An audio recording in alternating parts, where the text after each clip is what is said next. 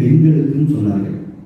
பெண்களுக்கு சொன்னார்கள், 4 விஷயங்களை மட்டும் நீங்கள் உங்களுடைய வாழ்க்கையில் கடைபிடித்தீர்களானால் உங்களுக்கு அல்லாஹ் கொடுக்கக்கூடிய பெரிய பரிசு என்ன தெரியுமா? 4 விஷயம் தான்.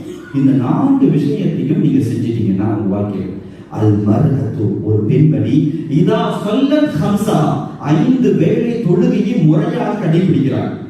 வஸாமத் ஷஹ்ரஹா, ரமலான் மாதத்தினுடைய நோன்பை சரிவர அவள் கடைபிடிக்கிறார். வஅஹ்ஸனத் ஃபர்ஜஹா, அவருடைய மானத்தை பாதுகாத்துக் கொள்கிறார். வஅதாஅத் பஅலஹா, கணவனுக்கு வழிபட்டு நடக்கக்கூடிய பெண்மணி. என்னன்னா 4 விஷயம். 1, 5 வேளை தொழுகையை சரிவர முறையாக கடைபிடிக்கணும். 2வது, ரமலான் மாதத்துல சரியான முறையில் நோன்பு இருக்கணும்.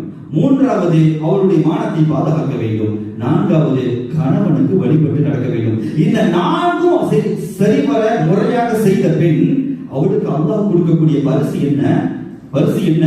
ஃபல்ததுல் மின் ஐய அப்வாபில் ஜன்னதி ஷாஅத், அவளுக்கு தான் சாய்ஸ். அல்லாஹ் நீ இந்த சொர்க்கத்துக்கு போன்னு சொல்றது இல்லை. இந்த 4 விஷயத்தையும் முறையா ஒரு பெண்மணி செய்து வந்தால் என்று சொன்னால் ஃபல்ததுல் மின் ஐய அப்வாபில் ஜன்னதி ஷாஅத், இறைவன் சொல்வான், நீ எந்த சுவனத்தின் வாசலின் வழியே உள்ளே நுழைய வேண்டும் என்பதாக நீ நினைக்கின்றாயோ அந்த வாசலின் வழியாக நீ நுழைந்து கொள். அவளுக்கு தான் சாய்ஸ். நீ எப்படி போகணும்னு நினைக்கிறியோ நீ அந்த வாசல் வழியே நீ போ அப்படின்னு ஸல்லல்லாஹு அலைஹி வஸல்லம் அவர்கள் இப்படிப்பட்ட சில அமல்களை எடுத்து காட்டினார்கள்.